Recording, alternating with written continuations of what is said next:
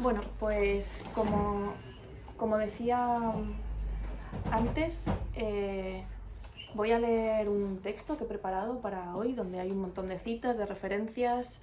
Si queréis tomar nota, adelante, y si no, luego todo lo que yo vaya citando os puedo pasar, tanto el texto que he escrito, que de hecho hay 200 copias ahí, como una lista bibliográfica, esta, incluso otra más ampliada, si así lo desearais. Más o menos durará casi una horita la exposición.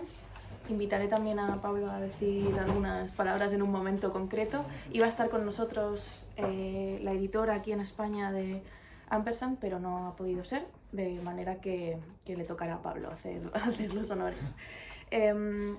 Y la segunda parte de este evento, así un poco no improvisado, pero como juntando varios formatos en uno, será pues una lectura personal de algunos de los fragmentos del libro, más el comentario de texto que hagamos entre todos, incluso mezclándolo o recuperando pues algunas de las propuestas que lanzó en la conferencia.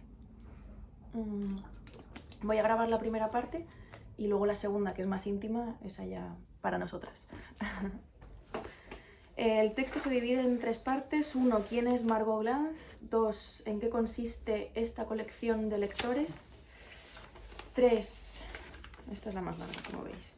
¿Por qué nos gusta el leer sobre el leer? Y 4. 5 esenciales de la lectura sobre la lectura, y después los fragmentos del texto el texto encuentra un cuerpo. ¿Quién es Margot Glantz? Activa tuitera a sus 93 años.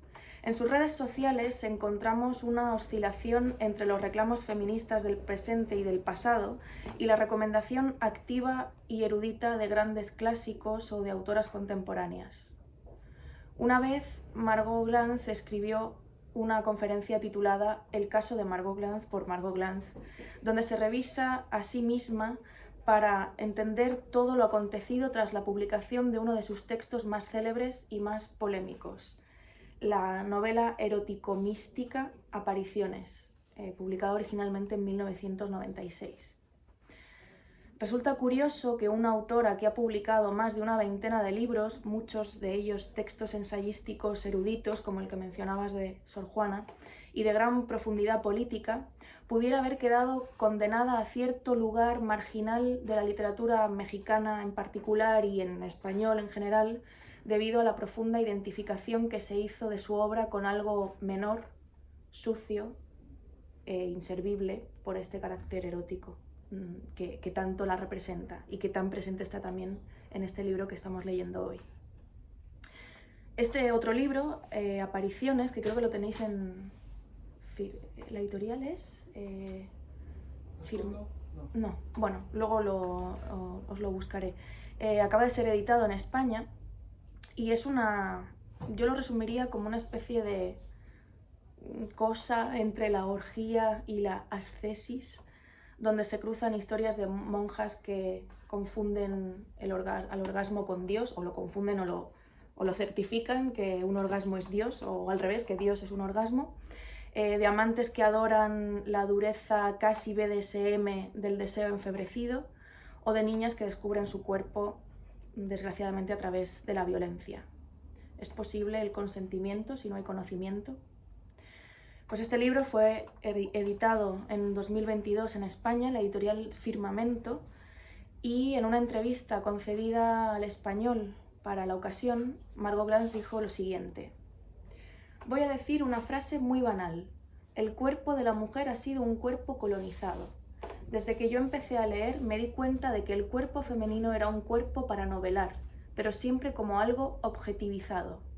Hay que revisar aquel concepto y también la forma en que lo femenino y el cuerpo se relacionaban, en una especie de entrega masoquista con el ser amado. Es decir, sometiéndose totalmente a la relación sexual, haciendo lo que el amante exigía de ella y al final sublevándose. Me parece muy importante, está hablando de su propia novela, el personaje de la niña. en esa especie de triángulo entre la pareja y ella que va creciendo a lo largo del libro y que manifiesta su violencia frente a la relación sexual de sus padres, de los amantes, abriendo las piernas. Era vital manejar los usos del cuerpo en la mujer, lo que se le permitía hacer con su propio cuerpo. Durante muchísimos siglos la mujer no pudo, por ejemplo, montar a caballo a horcajadas, ni pudo tocar el cello porque era obsceno, porque para hacerlo tenía que abrir las piernas. Entonces, ese abrir las piernas era considerado como algo provocativo, prostituido o nefasto, y la niña decide sublevarse simplemente con ese gesto. No lo tengo aquí apuntado, pero este abrir las piernas, este hacer gestos obscenos, me parece que es algo que también está muy presente en toda la literatura de Margot Glantz, el hacer gestos obscenos para mostrar también lo hermosos que son los gestos obscenos y mostrarlos también para revelarse. De hecho, encontraréis en el texto Es un cuerpo bastantes referencias a lo sexual que son muy interesantes y en las que ella va ahondando de una manera muy hermosa. Merece la pena recuperar esta respuesta porque da cuenta de la importancia de lo corporal en la obra entera y en el pensamiento de Margot Glantz. No olvidemos que, de hecho, sus teorías de la lectura no pueden sino venir acompañadas de la relación del texto con el cuerpo. Hoy vamos a leer algunos fragmentos del texto Encuentra un cuerpo, un ensayo que ve la luz por primera vez en España gracias a la editorial Ampersand y a través del que Glantz convierte el ejercicio del leer sobre el leer en un reclamo también del leer como fisiología. La relación de la literatura con el cuerpo se remonta a los propios inicios de la literatura. Cito: «Mi hermosa boca solo conoce el sabor de la confusión. Incluso mi sexo es polvo». Eso lo habría escrito, según una traducción de Jane Hirschfield, la primera poeta conocida de la historia, Eneduana, en un himno dedicado a la diosa del amor y de la luna, unos 2300 años antes del nacimiento de Cristo. El rezo, esto es, el parloteo con una misma que procede del acto de la escritura y que acompaña al acto de la lectura, es indisociable de nuestro cuerpo. Lo expresó también en La tentación de existir el filósofo rumano Émile Cioran, quien además reivindicó en numerosas ocasiones la incidencia de los efectos de su condición de insomne extremo en la escritura. Él, de hecho, tiene textos en las cimas de la desesperación, etc., que solo pueden existir por el sufrimiento de su cuerpo y por el dolor de estar constantemente despierto y por la tensión que eso le provocaba, ¿no? Cioran dijo que la manera de hacer de un escritor está condicionada fisiológicamente. Posee un ritmo propio, constrictivo e irreductible. Él habla del proceso de la escritura, pero eso es porque también conocía muy bien la importancia de lo fisiológico en la lectura. Muy al comienzo de sus cuadernos íntimos, de finales de la década de los 50, publicados aquí en España por Tusquets, en unas ediciones que han hecho ahí como super hipsters y molonas, confesó que desde hacía tiempo él vivía todos sus momentos de angustia en compañía de Emily Dickinson. ¿La lectura puede sanar entonces el dolor corporal? Otra filósofa, Simone Weil, a quien Cioran admiraba, lo creía así también. Conocida es la leyenda según la cual, para liberarse de sus profundas migrañas, la autora de La gravedad y la gracia se leía para sus adentros y se recitaba de memoria el poema Amor del poeta metafísico George Herbert. Es bueno leer a Herbert para entender su capacidad de curación. Leo. El amor me dio la bienvenida. Sin embargo, mi alma retrocedió, culpa del polvo y el pecado. Pero los rápidos ojos del amor, observándome crecer como Aragán, desde mi primera entrada interior, se acercaba a mí, dulce e interrogatorio, si me faltaba algo. Un invitado, le respondí, digno de estar aquí. El amor dijo, has estado con él. Yo, el malo, el malagrecido, mi adorable, no puedo mirarte. El amor tomó mi mano y sonriendo contestó, ¿quién hizo los ojos sino yo? La verdad, Señor, pero yo los he estropeado. Deja que mi vergüenza vaya donde merece. Yo no sé y no sé tú, dijo el amor, ¿quién cargó con la culpa? Mi adorable entonces me va a servir. Debes sentarte, dijo el amor, y degustar el sabor de mi carne. Así que me senté y comí. Puede que estéis flipando pensando que por qué coño estoy hablando de gente de tan distintos lugares, de tantas distintas épocas y de tantos distintos géneros y estilos, desde Emily Dickinson, Enid Ana, Emile Cioran, Herbert, Simone Weil. ¿Por qué he leído esto? No me he ido tan lejos. Hoy hemos venido a hablar de la idea de que la lectura es una curación también del cuerpo y de que la lectura no puede existir sin esa fisicidad, sin ese dejar que la lectura nos dé de comer y al mismo tiempo nos coma ella a nosotros mismos. Esa es la lectura que para mí transmite una autora como Margot Glantz, nacida en México en 1930, novelista, ensayista, crítica literaria, académica, autora, como dije, de más de una veintena de libros que ahondan en el erotismo, en la violencia machista, en la migración, en la sexualidad, y que sobre todo ahondan también en sus propias teorías a propósito de lo que significa el acto literario. El texto Encuentra un cuerpo es un libro en el que recoge siglos de producción novelística, ensayística o poética. Basta con que miréis la bibliografía que hay al final para ver que ella también, como yo, tira de distintas épocas, de distintos estilos y de distintos países para demostrar sus teorías. Recorre siglos de producción novelística, ensayística o poética, en el que recorre amplios territorios que le marcaron a lo largo de sus ya 93 años de existencia y por lo tanto, si como dice empezó a leer de niña, 80 años de lectura. Para mí, ella me recuerda a otra poeta mística o metafísica o erótica, si acaso eso pudiera diferenciarse. Ella analiza su biblioteca para entregarnos la que, a mi juicio, es la mejor metáfora sobre la incidencia de la lectura en nuestras vidas y en nuestros cuerpos, un acto máximo de somatización. Cito: así me pasa. Una página de ciertos libros es como la punta de una daga entrando parsimoniosa en mi corazón.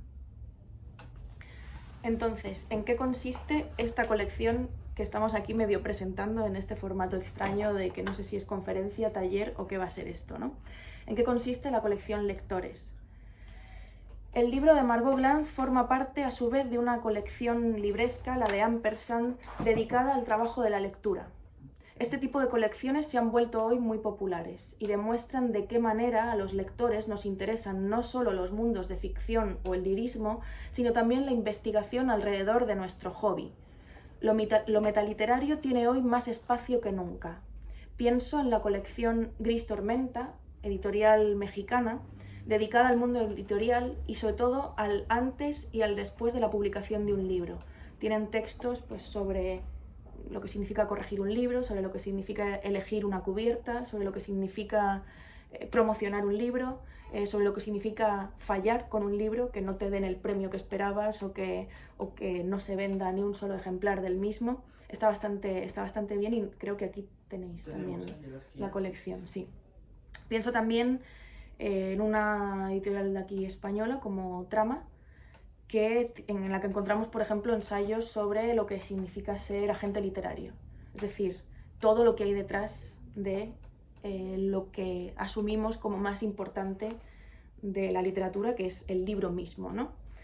Todas estas colecciones demuestran que sí, que el libro es lo importante, pero también enseñan todo lo que hay detrás.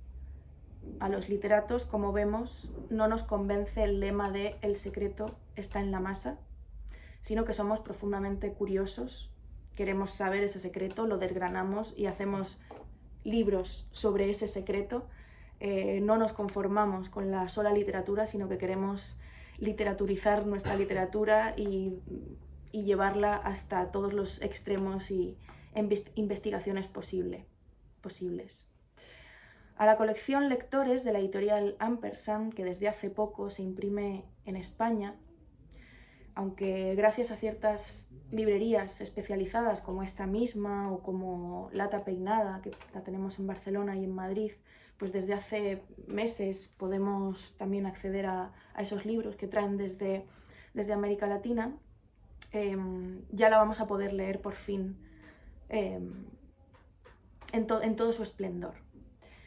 Yo misma conocí esa colección gracias a Lata Peinada, a su sede en Barcelona.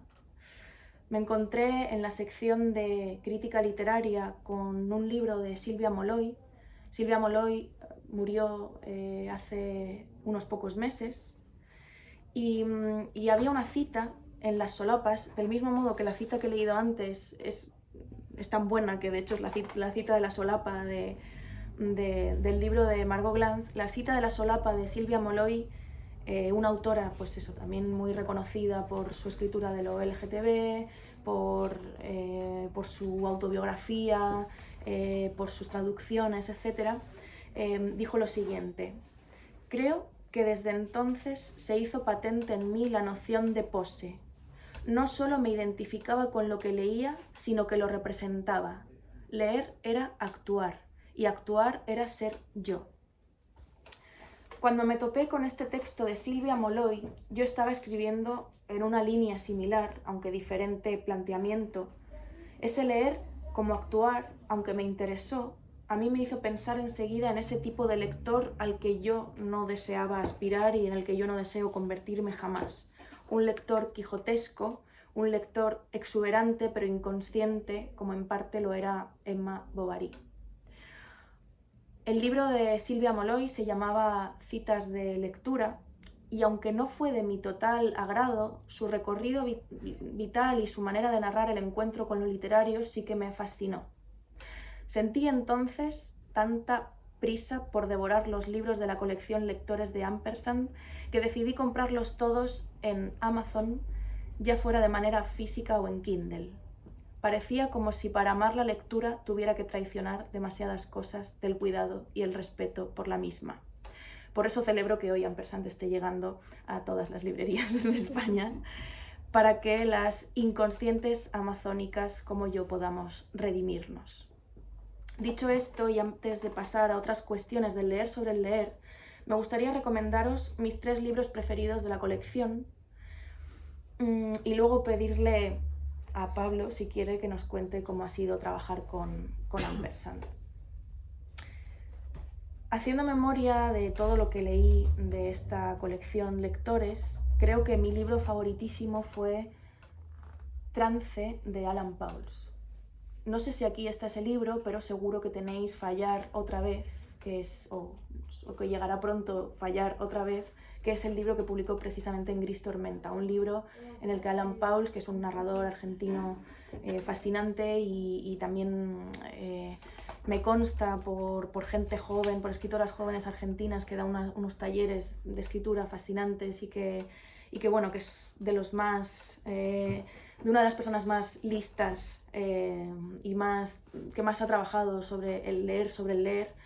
Este libro de Fallar otra vez va sobre corregirse a uno mismo, y es una reivindicación de que realmente escribir es corregir, que él reivindica que el proceso de escritura no podría existir sin el proceso de corrección y que precisamente el proceso de la escritura es la verdadera, la corrección es la verdadera escritura. Trance es un libro en el que él escribe sobre sí mismo en tercera persona, se inventa un personaje y a través de una especie de glosario de palabras clave para la lectura, pues nos va presentando pues, una especie de diccionario, un glosario bastante curioso y bastante peculiar, porque de repente aparecen palabras que no te imaginarías asociadas al acto de leer. La que yo he elegido es el principio de la definición de la palabra postura, que es algo que primero piensas y dices no tiene nada que ver con la lectura y luego dices Dios mío, es fundamental. Dice: no se lee con el mismo cuerpo con que se vive. La máxima que el contra Saint-Beuve de Proust aplicaba a los escritores le parece casi más perspicaz para dar cuenta de la elasticidad y la tolerancia al dolor que son capaces de demostrar, sometidos al hechizo de un libro, los mismos cuerpos que en la vida cotidiana dan pena.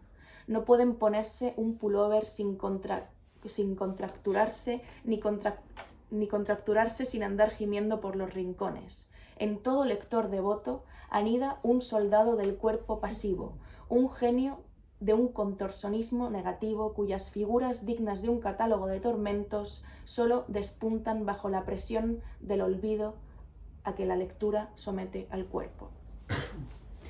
Esta entrada de Alan Pauls me hace pensar directamente en una poeta que ahora está muy de moda y que siempre lo ha estado, pero creo que por aquí tenéis la biografía de 1000 páginas que acaba de salir de ella, me refiero a Sylvia Plath, quien en sus diarios anotó una vez cómo le angustiaba ver a su marido leer.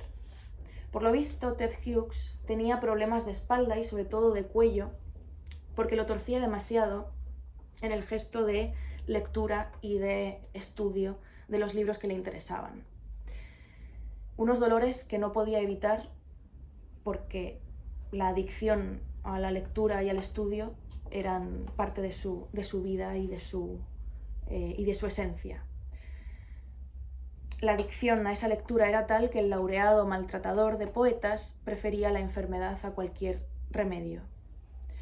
Hablando de machos conflictivos, citaré a mi padre. Pedro J. Miguel, filólogo y profesor de ajedrez, lleva sin poder elegir postura para leer un libro desde que su mujer, esto es mi madre, historiadora de fenicios y editora independiente de poesía, falleció de un cáncer hace ya 9 marzos.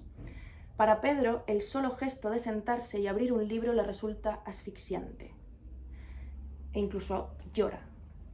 Pedro no puede tener una postura para leer porque todas las posturas para leer le recuerdan inevitablemente a Ana Santos. No hay contorsionismo posible. El trauma ya está ahí. Pedro, cuya vida anterior a la muerte de su esposa significaba lectura, está condenado a sus 53 años a no leer más. Y no por los ojos, no por el cerebro, no por las ganas, sino por el rastro que la literatura le ha dejado en el cuerpo.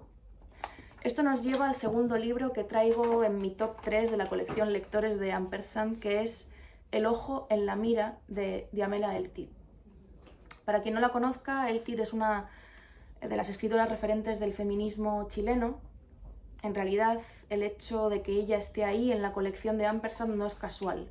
Solo hace falta mirar los nombres ya mencionados, Margot Glantz, Silvia Molloy y los nombres que todavía no he dicho, pero que también están en esta colección. María Moreno, que creo que tenéis también aquí el libro, Tamara Kamenstein y Silvia Iparraguirre. María Moreno es una periodista fascinante, tenéis su narrativa también en Literatura Random House. Ha escrito tiene un libro que se llama Panfleto, que es brutal, sobre feminismo y erotismo, y es una tipa que en su literatura analiza la obra de otras mujeres, sobre todo Colette, Anais Nin, etc., desde un punto de vista también muy cruzado con el psicoanálisis, que a mí me fascina. Y Tamara Kamenstein también murió hace poco y tiene un libro de poemas, que no recuerdo ahora cómo se llama, está en Eterna Cadencia, seguramente lo podréis encontrar también en Lata Peinada, porque ahí tienen todo de Kamenstein, y es un libro sobre que ahonda en la eterna discusión sobre si se dice poeta o poetisa. Evidentemente se dice poeta. Solo la mención de todos estos nombres pues da cuenta de que esas mujeres como Glantz son icónicas de la literatura latinoamericana reciente, a pesar de haber sido tantísimas veces obviadas y vejadas y obligadas a quedarse en los márgenes. Pero aquí forman parte de una colección cuyas temáticas habían estado muchas veces reservadas a los hombres. En 1929, Virginia Woolf ya se burlaba de esa biblioteca a la que no le dejaban entrar si no iba acompañada de su marido, y que fue uno de los orígenes del afamado Un cuarto propio. Cuando investigué sobre el leer, la ausencia de mujeres en las listas de grandes libros sobre la lectura era apabullante. Por suerte, El ojo en la mira de Daniela Eltid es uno de esos libros que analiza a la perfección el trabajo de lectura sin olvidarse de la proyección de una mirada feminista, política y transversal sobre este oficio. De entre todas las citas que subrayé, de Daniela Eltid, a quien también podéis leer ahora en Periférica, ha salido recientemente una novela suya, están recuperando todo su fondo. Esta es la que quería compartir. Cito. Sé que las lecturas se agolpan, se cruzan, se precipitan, se superponen, se olvidan. Los libros transitan por la memoria de una manera atemporal porque muchos llegaron para quedarse, siempre a pedazos o en pedazos o por pedazos. De la misma manera en que Marcel Proust pensó la memoria detonada por los sentidos, la lectura en mí funcionó como una explosión analógica de un libro rebotando en otro y en otro hasta que pude decidir cuál vía, qué escritura, cuál era la decisión contra la letra que realmente me parecía indiscutible. Supongo que os habréis dado cuenta, tanto en la cita de Alan Pauls como en la de Eltid, hay dos puntos en común. La del esfuerzo físico para la lectura y la de Marcel Proust. Esto es, podríamos dibujar un canon del leer sobre el leer, asumiendo que será imposible no mencionar a ciertos autores e intelectuales. Lo interesante de estos libros es que hacen un trabajo doble y hermoso. Son respetuosos con el canon establecido, pero eso no les impide transgredirlo. Lo que nos lleva otra vez a Margot Glantz y al que es, y sin hacer trampa porque sea del que hay que hablar hoy, mi tercer libro favorito de esta colección del leer sobre el leer en Ampersand. El texto encuentra un cuerpo. Cito a Margot Glantz. De nuestro cuerpo hemos sabido siempre, a pesar de pudores y represiones, la línea de la piel. Es decir, sabemos, tocamos, conocemos nuestro cuerpo exterior. Del cuerpo interior aborrecemos los recovecos, desconocemos los meollos, ignoramos la topografía. A veces nos sorprende que el hígado se encuentra a la derecha o está a la izquierda, y la sola mención de la palabra glotis produce ahogos. Quizá el único órgano interno que amemos sea el corazón, porque tradicionalmente el corazón se asocia con el amor. Pero el corazón convoca de inmediato a la sangre, y la sangre es importante. ¿Cómo no ha de serlo si estamos vivos gracias a la circulación? ¿Cómo no ha de serlo si las ramificaciones de las venas y las arterias se dibujan en la piel? La lectura, el amor, la sangre, todo se entrelaza. Otra vez, Cioran. Literatura igual a fisiología. O lanzándonos de lleno a uno de los teóricos literarios más relevantes del siglo pasado, Wolfgang Iser, autor del ensayo El acto de leer, que podréis encontrar en los clásicos radicales de Taurus. El texto es un generador de efectos. Iser publicó este ensayo para teorizar sobre la importancia del lector, que es quien da vida a los textos. El otro día, en la entrevista que hicieron en El País, en esta sección de escritores que enseñan su biblioteca, era Cercas el que decía que un lector, los lectores miramos los libros como si fueran casi partituras. Somos nosotros, al final, los que hacemos que suene la música del libro. Sin nosotros, el libro no existe. Históricamente tendíamos a pensar y a celebrar la literatura como el logro de sus autores, pero no como el resultado de los lectores.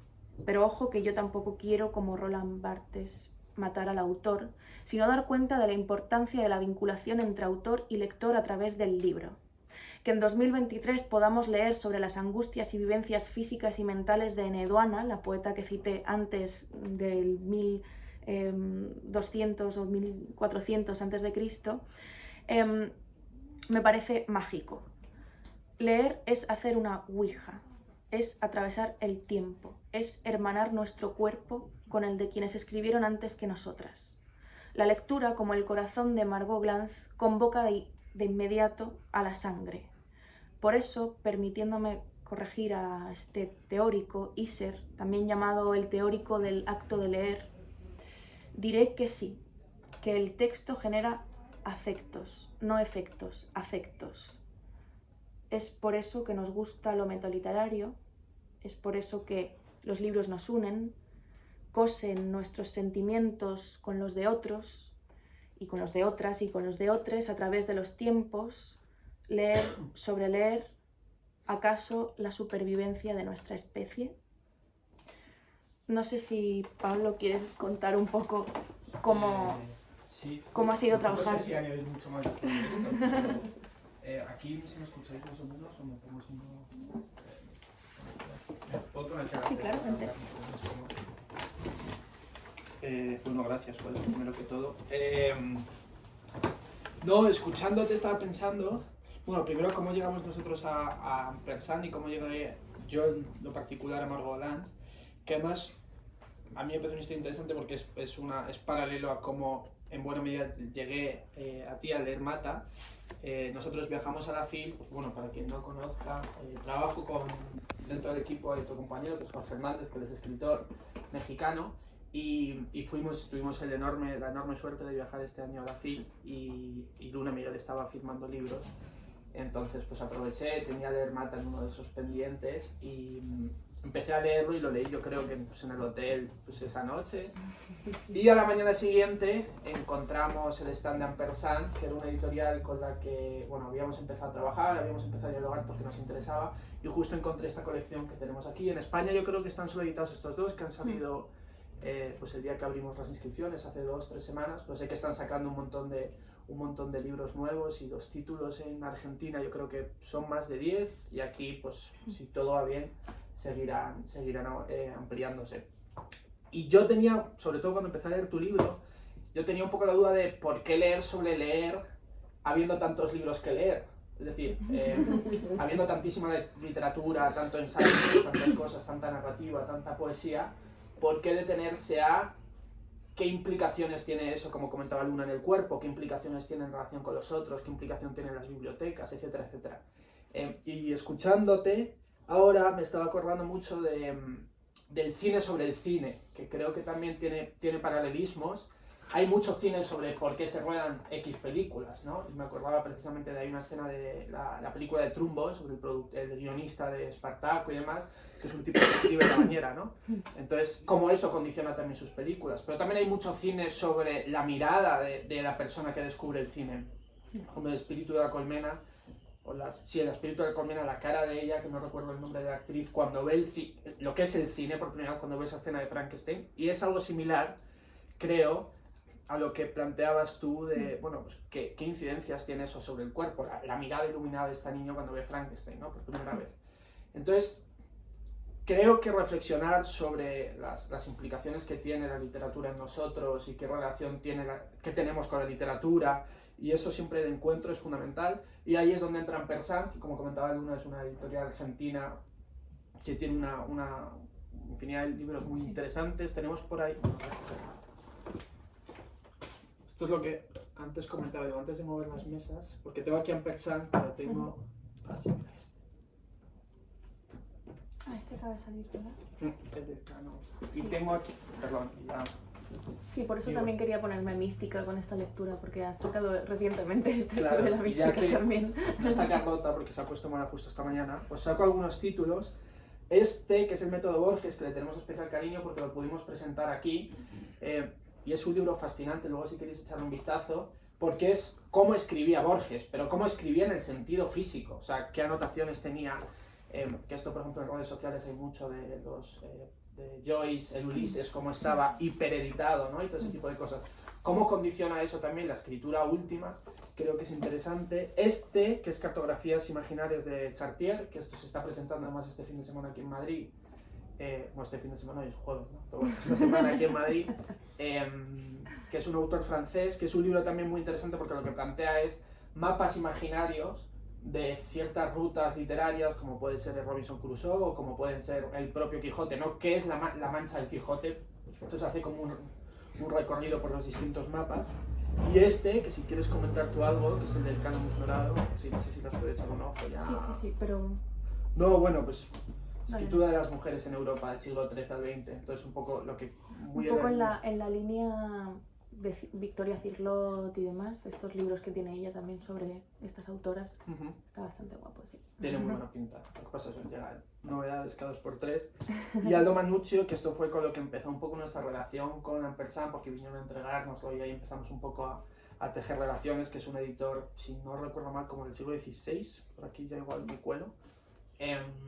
Y bueno, nuestra relación empieza un poco por eso, y y que tiene que ver también con muchas otras editoriales, como puede ser Gris Tormenta, que lo tenemos por ahí, Trama, que es una editorial que también queremos mucho y que tenemos una relación muy estrecha, y que trabaja mucho pues, biografías de editores. Tenemos por ahí, que ojeaba esta mañana ordenando libros, un ensayo sobre tipografía, ¿no? Entonces entender la literatura en todos sus ámbitos, que uno cuando empieza a trabajar aquí también se da cuenta como es un pastel a repartir entre muchas personas, ¿no? Y toda la gente que implica este oficio, desde el autor al lector en última instancia, ¿no?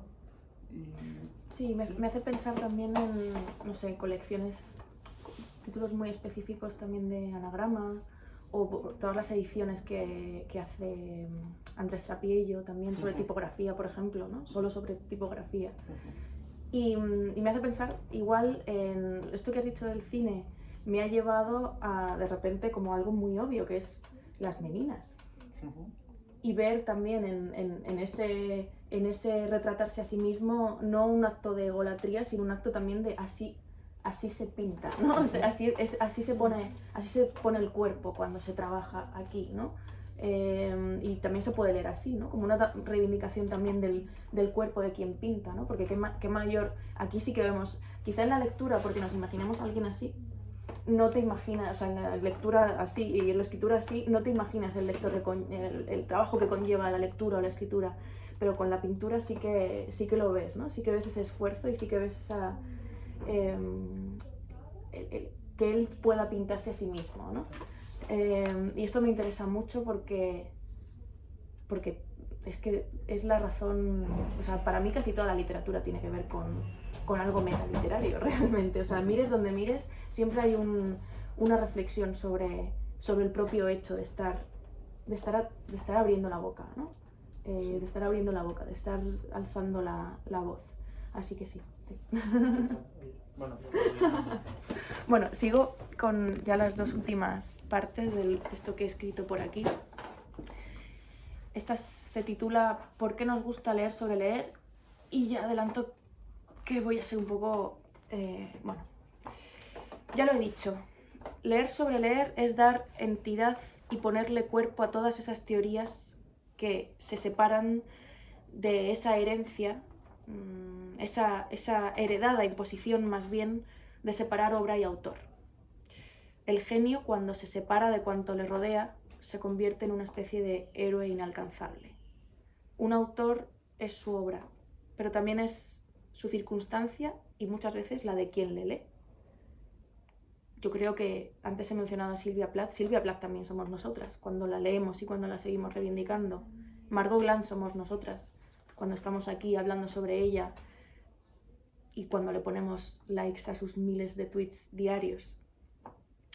Un autor debe mostrar, creo, o a mi juicio, esa generosidad, pero también tener algo de pillín y algo que le conecte con lo maligno.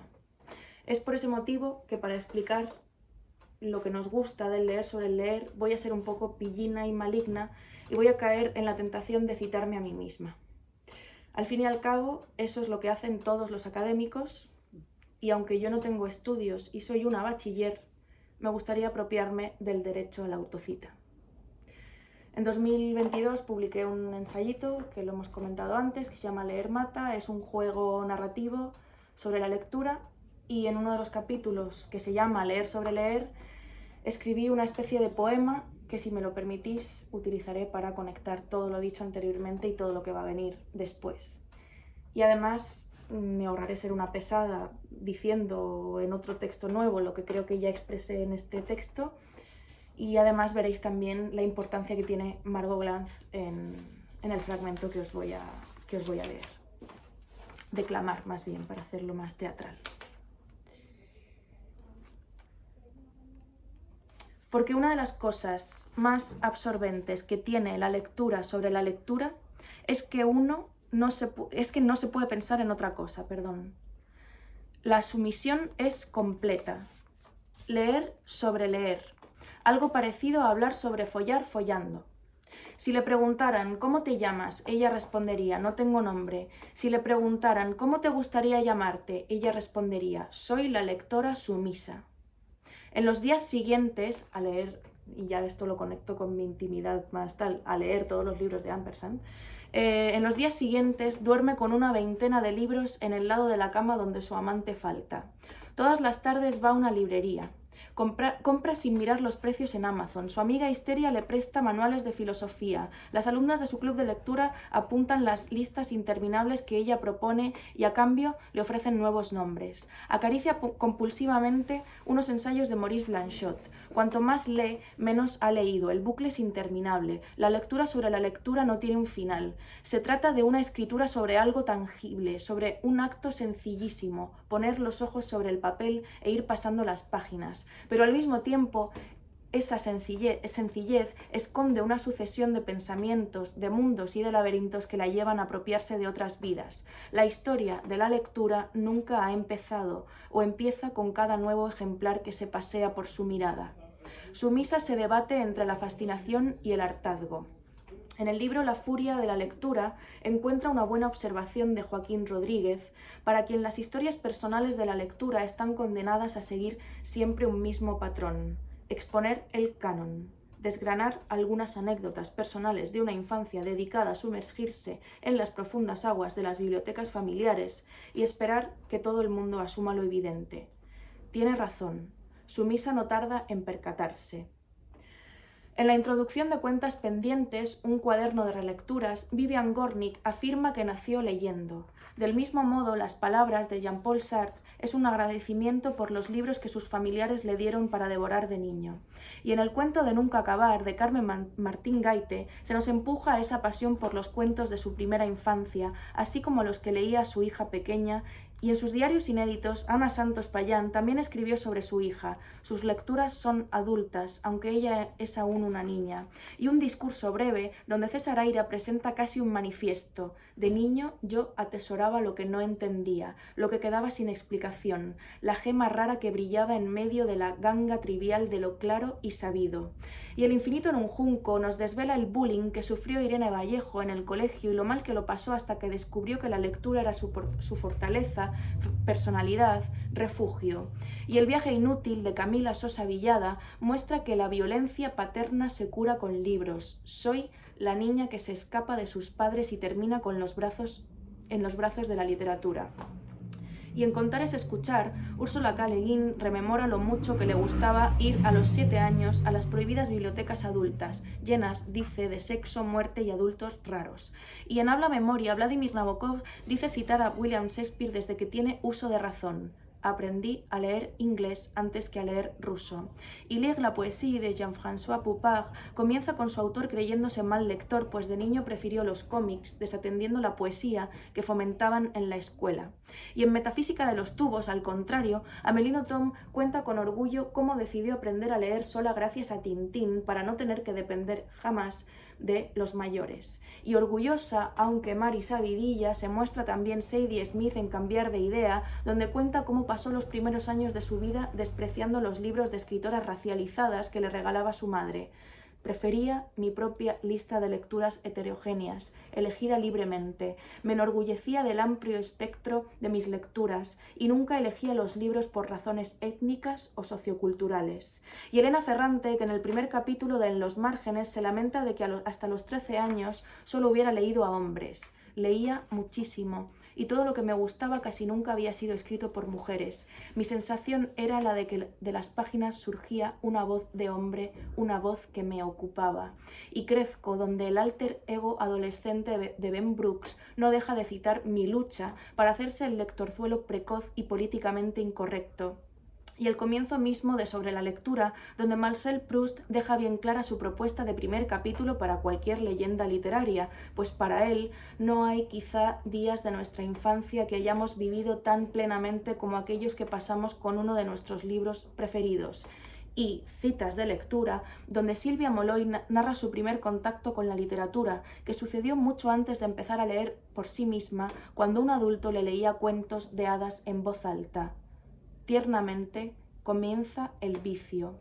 Este último texto, además, pertenece a una colección de libros argentina sobre el acto de leer. Sumisa los descubre, los compra y los lee de una sentada. Y aunque uno de los que menos le gusta es el de Molloy, hay algo en la página 19 que le fascina y que debe subrayar de inmediato. De la lectura como acto de posesión. leo y me apodero de lo que estoy leyendo, es decir, encarno la voz del hablante, adopto su dicción, hago mía su circunstancia, lleno hiatos, invento situaciones, personajes, palabras, leo y el texto se dirige solamente a mí. No existe sin mi lectura. Le doy voz, le doy yo. Eso es Bovary, se dice sumisa, y eso yo no lo quiero. Para ella, en todo caso, la lectura como acto de posesión significa otra cosa. La lectura posee a sumisa y no al contrario. La lectura se hace con su cuerpo, la lectura manda, la lectura fulmina, la lectura es una daga. Evidentemente eso es una referencia a la preciosa imagen de Margot Glantz. Si he elegido este fragmento es en parte porque me sirve para contar una de las cosas que más me fascinó del texto Encuentra un cuerpo, obra o daga, que como habréis podido intuir, inspira las frases finales de mi propia reflexión. Ocurre con el ensayo de Margot Glantz que no cae en esa trama manida y a mi juicio superada de la historia de la lectura como historia de una niñez excepcional y privilegiada.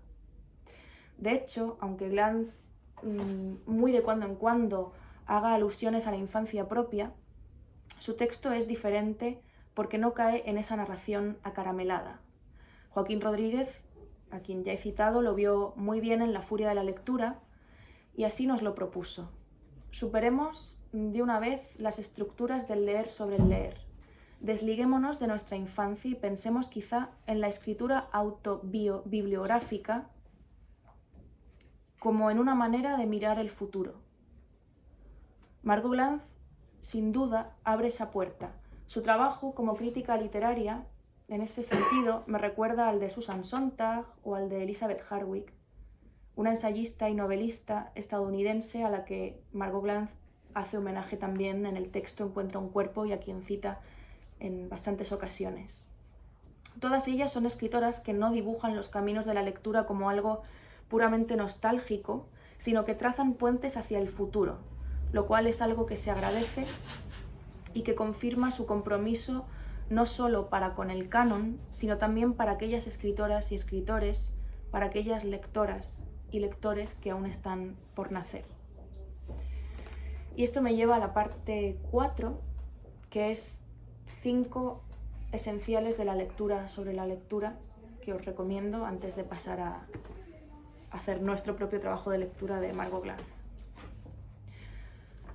Ya pervertía Iser diciendo que el texto genera afectos, de manera que ahora voy a pervertir a Virginia Woolf.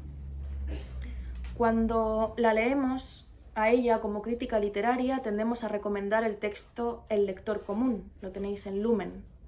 A mí, que no me gusta definir a buenos o malos lectores, que eso es algo que ella hace constantemente en este texto, me gustan más esas visiones amplias del trabajo de leer.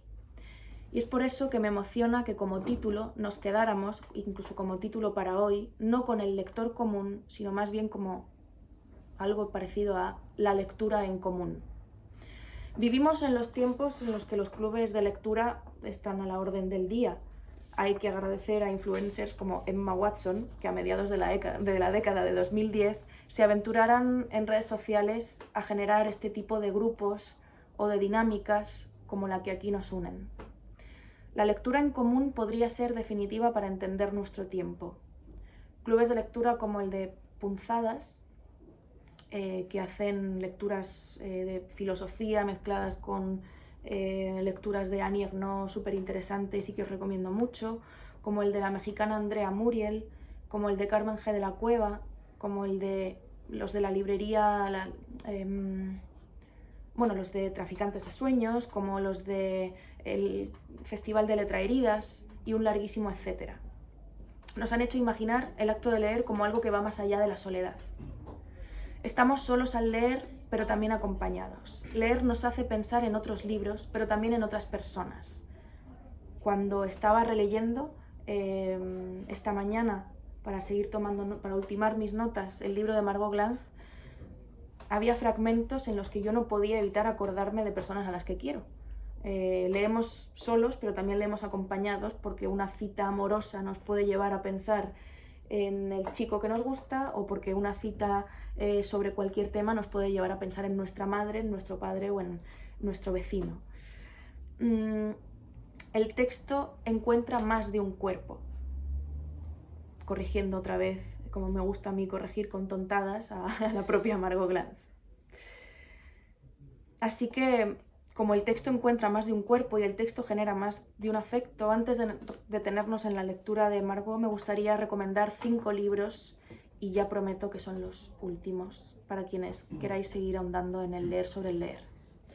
En referencia a la soledad, recomiendo un ensayo bellísimo que se titula La soledad del lector, de David Marson. Es un manual precioso de anécdotas sobre otros escritores. Es aforístico, es una suma de pequeñas frases que son muy punzantes. Es además una rareza dentro de la obra de este autor, que si no me equivoco es autor de ciencia ficción. Yo nunca lo había leído porque leo muy poca ciencia ficción, pero por lo visto de repente un día apareció con este diario de lecturas en el que reflexiona sobre esos autores que, tristemente reflexiona sobre esos autores que supuestamente le habían hecho compañía durante toda su vida, pero por desgracia él sigue sintiéndose solo. Es una visión muy pesimista de la lectura, pero me parece que yo no comparto, pero que me parece que es interesante que anotemos hoy. En esa línea también es bonito leer los pequeños tratados de Pascal Quignard. También es una línea aforística fascinante, pero más histórica. De repente pues cuenta anécdotas sobre pues cómo en Egipto, yo que sé, a los faraones, algunos les enterraban con sus textos favoritos, o sea, les encerraban en estas, ¿cómo se llaman?, sarcófagos, con textos que les emocionaban y que al final acababan formando parte, se acababan deshaciendo con ellos, ¿no?, con sus propios cuerpos, ¿no? Entonces va contando una serie de historias, también libros envenenados, un poco a la manera del Nombre de la Rosa, etc. Y está bastante chulo porque son reflexiones muy, muy, muy bonitas y anécdotas muy bonitas que no tienen tanto que ver con la lectura suya como con algo más histórico, pero también desde este punto de vista aforístico. Una suerte de diario parecido al de Quignard, pero no aforístico, es el diario verdadero de Alejandra Pizarnik, que para mí es... yo creo que he vuelto a aprender a leer gracias a ese diario. Es un diario en el que ella, lejos de cotillear sus lecturas como autora, merece la pena, sus vivencias como autora, merece la pena cotillear sus lecturas, porque es donde mejor se explica, y creo que es donde mejor explica su propia vida también, ¿no? Entonces, si os interesa ella como poeta, incluso si no os interesa, creo que a lo mejor puede empezar a interesaros como poeta gracias a cómo hablaba de Heidegger a los 16 años, por ejemplo. O sea, es una locura leer todo, darse cuenta de todo lo que leyó esa mujer en tan pocos años de vida, ¿no? Se suicidó antes de los 36, si no me equivoco. Y Alejandra Pizarnik. Alejandra Pizarnik. Los diarios, sí, está en Lumen. Y no es por seguir haciendo aquí la cosa argentina, porque estoy citando un montón de argentinos, no es por Ampersand, os lo juro, es que me ha dado por ahí. Recomiendo mucho, mucho, mucho, mucho. Uno de los libros también que más me ha ayudado a entender lo que es la crítica literaria y formarme yo también como escritora de la lectura, es El último lector de Ricardo Piglia. Sobre todo recomiendo su teoría a raíz de la lectura de James Joyce. Él tiene la teoría, eso, ¿no?, de que hay autores que quieren colonizarnos cuando escriben, lectores que convierten esa generosidad, autores que convierten esa generosidad de hablar con el lector del futuro también en una broma, ¿no?, y en una especie de castigo. ¿Quieres leerme? Pues ahora vas a estar condenado a leerme y a obsesionarte conmigo toda tu vida, ¿no? Y esto, según Piglia, es un poco lo que hace James Joyce con el Ulises. Y por último, es muy obvio, pero tengo que recomendar sí o sí El infinito en un junco, que es la historia del papel del libro, básicamente. O sea, no del papel, sino de la textura, ¿no?, de los propios libros, ¿no?, de dónde vienen, de dónde viene todo eso, de dónde viene el querer plasmar la palabra? ¿Para qué queremos plasmar lo que ya podemos decir a viva voz, ¿no? Pues ahí te lo explica perfectamente y me parece que no es posible hablar de la lectura sin conocer todo lo que ella cuenta. Y además, aunque ya conozcamos algunas de sus historias, Irene Vallejo siempre consigue contarnos algo que desconocíamos. Yo a veces pienso, seguro que se lo he inventado, pero me parecería bien que se lo hubiese inventado. Y dicho esto, ha llegado el momento de leer a Margot Glantz. Propongo, queda 1 hora, en lo que habíamos dicho, que íbamos a estar aquí 2 horitas, así que propongo que dediquemos 20 minutitos cada uno a leer en silencio el prólogo, que es de la página 5 a la 6. El capítulo que va de la 161 a la 168, que es uno sobre Virginia Woolf, que lo he dicho antes, pero me he vuelto a olvidar. El de A menudo Virginia Woolf olvida. Y si nos da tiempo, porque a lo mejor la conversación de repente pues nos liamos mucho, uno de que va de la 193 a la 196, que es sobre una poeta japonesa que me ha parecido precioso. Y justo es una poeta a la que yo había leído recientemente, entonces me ha hecho ilusión como que podíamos comentar muchas cosas. Entonces si os parece eso, hacemos 20 minutitos de lectura, podéis subrayar y hacer todo lo que queráis. Y luego pues comentamos los textos. ¿Os parece si para esto sí nos ponemos en círculo? Y Vale, sí. Vale.